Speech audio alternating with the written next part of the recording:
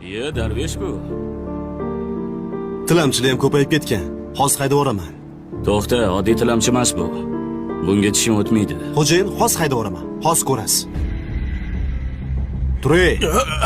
Bu xususiy hudud. Men ketadigan joyda emas, o'zim uyimda o'tiribman, ko'chada.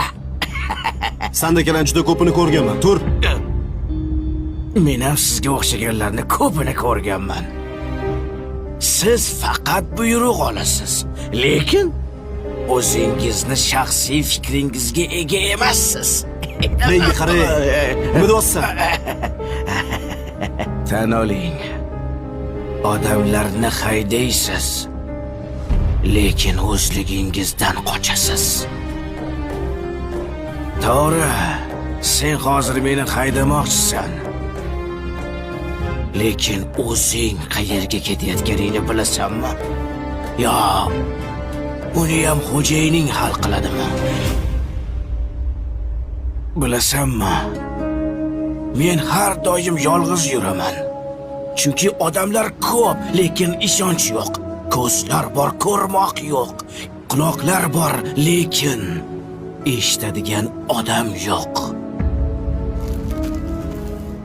Og'ayni, agar iloji bo'lsa, jasadimni ham o'zim ko'mgan bo'lardim. Chunki janozamga kelgan odamlar men haqimda emas, oyoq kiyimi haqida qayg'uradi. Oyog'im loy bo'lib qolmadimikin deb qayg'uradi. Go'yo ular hayot mobaynida toza yo'lda yurgandek. Darvesh. Boy aka. Yaxshimisan? Yaxshimisiz? Ha, bu ishchi sizni xodimingizmi? Ha, men senga nima degandim? Bor, hujjatlarni mashinaga bor. Gaplarimdan xafa bo'lish yo'q. Uzr. Mayli. Menga ruxsat endi. To'xta.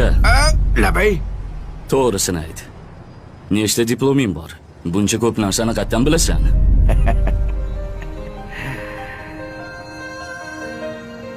Yaqinroq keling. Boy aka, meni bitta diplomim bor. Uyam bo'lsa xatolar degan diplom.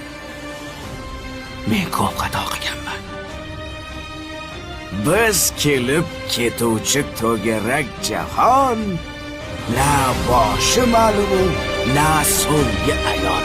Hech kimsa rostini aytib berolmas. Biz qaydan keldik-ku, keturmiz qayon. Odamzod.